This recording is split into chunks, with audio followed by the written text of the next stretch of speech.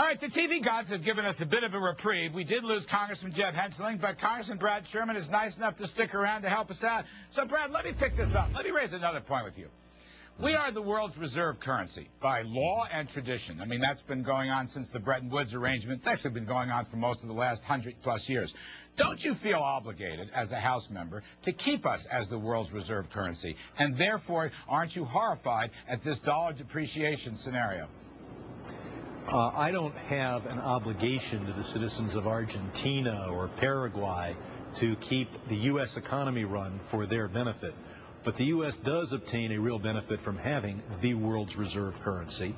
It's a reason why our dollar went artificially up during the great plummeting of late 2008 as people fled to the power of the U.S. dollar.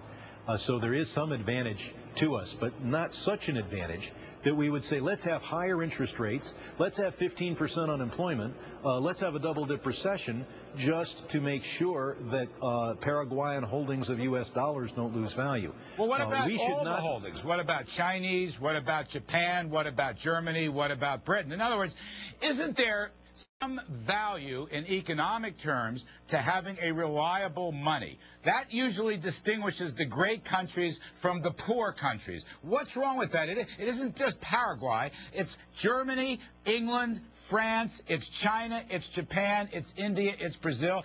Do you want the United States to be a second-rate country with a second-rate currency? Obviously not. The thing is, though, the purchasing power of the dollar is defined by inflation.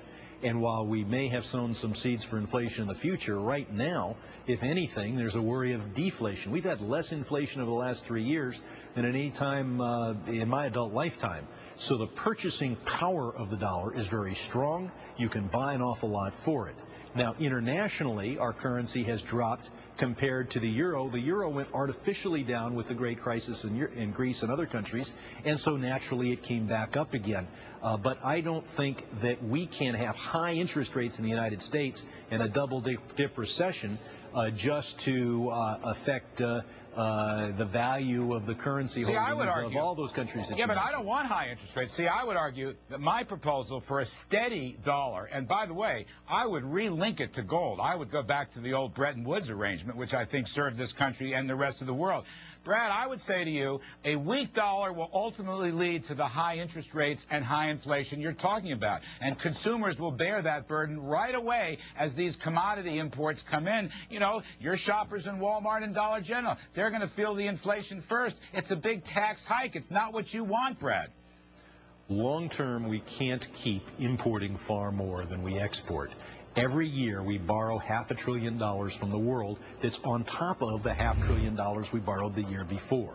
Eventually that will either decline slowly or it will crash with a thud that makes 2008 seem like a little economic blip. We have got to start exporting as much as we import.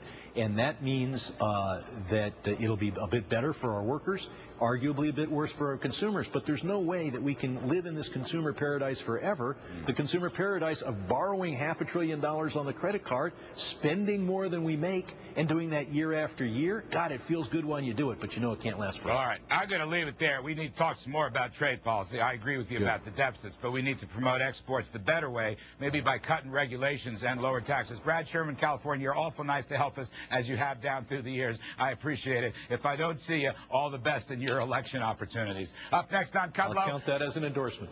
Oh, all right. Up next on